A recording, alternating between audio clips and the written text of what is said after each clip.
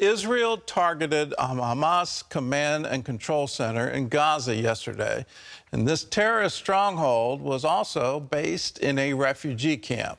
A number of Israeli troops, Hamas terrorists, and civilians died in the operation. Israel also shot down a ballistic missile fired by Iranian-backed militants in Yemen. And the United States announced that 300 more troops are headed to the Middle East to deter a wider war. Chris Mitchell reports from Jerusalem. On Tuesday, the IDF announced it secured a central Hamas stronghold in the Jabaliya refugee camp that served as a training center for the October 7th massacre.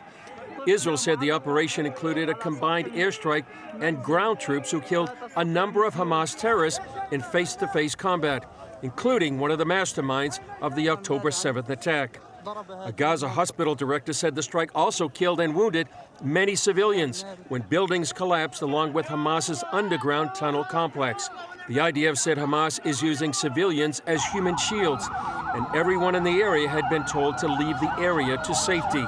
The IDF confirmed that at least 15 soldiers have been killed in the fighting so far in the ground operation.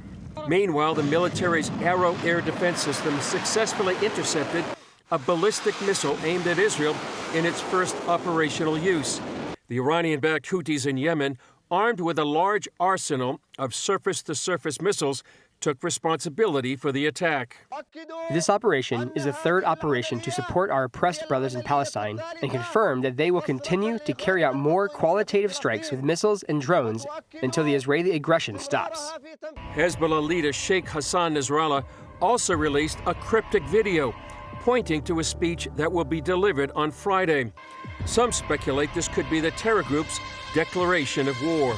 Due to the rise in global anti-Semitism, Israeli President Isaac Herzog on Tuesday called on nations around the world to protect and support their Jewish populations. This is a message that must be heard loud and clear. When they say from the river to the sea, they say without any Jews. When they demonstrate on campuses against Israel, that means without Jews. When they criticize Israel fighting for its defending its people and fighting against the most brutal attack that humanity has seen in last generation, they mean no Jews.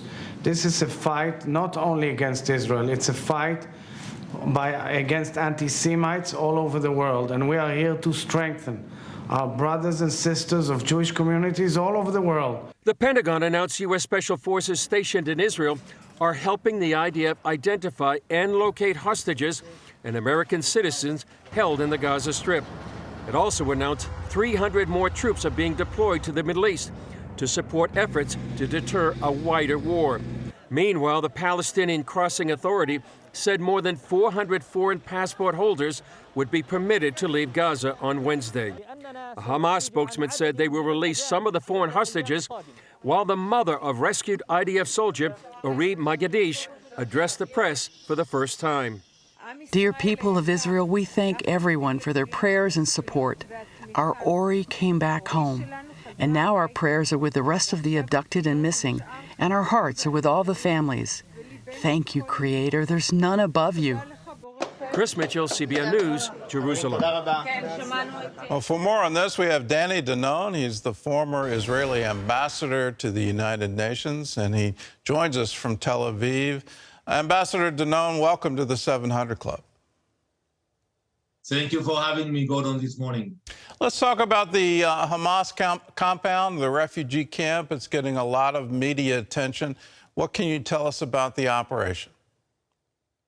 So the operation is a very complicated one because we are fighting terrorists who are hiding in tunnels. You know, for years they took the funds that the UN gave them and the international community, and they used it to dig those tunnels. So today our troops are working very slowly, trying to identify the entrance to the tunnels. And unfortunately, we are paying a heavy price, but we are determined. We are determined to find them, to hunt them, to face evil. And I can tell you, I sit on the Foreign Affairs and Defense Committee in our parliament, and from what I read, they are not really fighting those cowards. You know, they were very strong against the women and children that they raped and kidnapped. But when our soldiers are actually now entering Gaza, those Hamas terrorists are cowards. They are hiding and they are waiting for the right moment to attack our troops. So it will be a long operation, and we will need the patience and the support of our allies to realize that it's not going to be short. Well, tell us about the refugee camp. I find it amazing that you can have a refugee camp in existence for over 70 years and supported by the UN Relief Works Agency, what's called UNRWA. Should UN money still go into UNRWA and still go to maintain these perpetual refugee camps?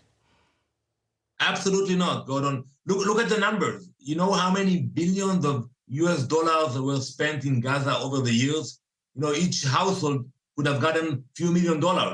But unfortunately, it goes to UNRWA, and they do not support the refugees. They actually continue to incite against Israel. Many of the funds go to the Hamas terrorist organization, and they build rockets and tunnels to use against us.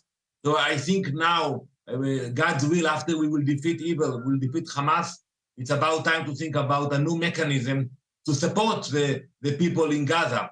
We have nothing against them, but we should not allow Hamas or UNRWA to stay where they are. Well, let's talk about the Iranian-backed Houthis in Yemen. They filed a ballistic missile at Israel Tuesday. What will be the Israeli response? You destroyed the missile, but is there going to be a counterattack? So first, I can expose to you this morning that as we speak, there are a few rockets flying from Yemen to our direction, but we have the capabilities to intercept those missiles, and I believe we'll be able to do it. But it shows that the Iranians are trying to open more fronts against Israel. They're using their proxies. We all know that it's not the Houthis in Yemen. We have nothing to do with them. We have no border, no disputes. Basically, Iran wants to keep us busy when we fight terror, when we fight Hamas, and we will retaliate. We will hit back. I will not tell you where we will do it and how we will do it, but we will definitely hit back after this aggression coming from Yemen, or we can say directly, it's coming from Iran via Yemen against Israel. Well, international citizens are starting to leave Gaza through the Rafah crossing to Egypt. There's some 400 American citizens in Gaza still there. What's the possibility Hamas will let them go, let them leave, or will they try to keep them as some kind of leverage? So we have no control of the border between Gaza and Egypt, and we try to help those countries who want to allow the citizens to fly out of Gaza. Today, there were a few nationalities that actually left Gaza into Egypt, and I hope that in the next few days, all of those who want to leave Gaza will be allowed to do it. And you know what? Allow me to elaborate on another point. I think the international community should accept people from Gaza who want to leave Gaza. Same way they accepted refugees from different countries. Those civilians who want to leave Gaza, I think the international community should start to think out of the box about how we can help them. Well, I agree the international community should. I think the whole idea that they're still refugees from the 1948 war shows that they don't. They're actually being used as pawns in some kind of ideological battle. But do you really think Egypt will receive refugees from Gaza? They've outlawed the Muslim Brotherhood, and Hamas is a direct offshoot. Aren't they just inviting radicals into their midst? So I'm not sure that the burden will be only on Egypt, but you have other countries in the region, more than 200 countries in the world. So those who want to leave Gaza, I think it's appropriate to start to think about ways to accept them in different locations. And look what happened in Syria. In Syria, you had 8 million refugees that left Syria. 1.5 million left to Jordan, a few millions left to Turkey, and the rest were accepted by many countries all around the world. So I think it's about time we start this discussion. All right. Well, there's talk that Turkey could get into this war. Erdogan is already accusing Israel of war crimes and talking about putting Turkish troops into the battle. Are you concerned that this could be a much wider regional conflict? Well, we know that we cannot trust Erdogan. He always has he plays a double game. NATO Turkey is a member of NATO. It's a big country. Only a few weeks ago, there was a meeting between Erdogan and Netanyahu at the UN. And look what he's doing now. He's inciting against Israel and creating provocation against us, supporting Hamas, allowing Hamas to operate in Turkey today. And that's shameful. So I don't think he wants to get involved in a war with Israel, but I can tell you that he's giving a lot of support to Hamas today, and that's shameful. What do you think the end game is here? The destruction of Hamas is the goal, but after the destruction of Hamas, do you have any prediction what will happen with Gaza? Will there be international peacekeepers? What will be the government there? Any predictions on that? So I think we have to focus on the first goal, which is eradication of Hamas, eradication of evil, and bringing back the kidnapped Israelis. You know, we have 30 babies. That's for almost a month now in the hands of Hamas. After we do that, I think we should work with the international community to find some kind of a mechanism, a mandate to allow for the people in Gaza to build their own future.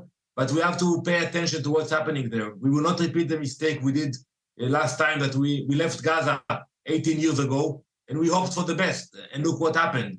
We have a terror entity in our backyard, and we have evil monsters that came to our communities and committed such atrocities.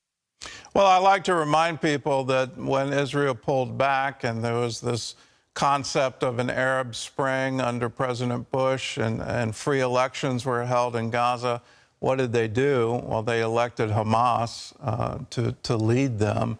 Hamas, a year later, suspended all future elections.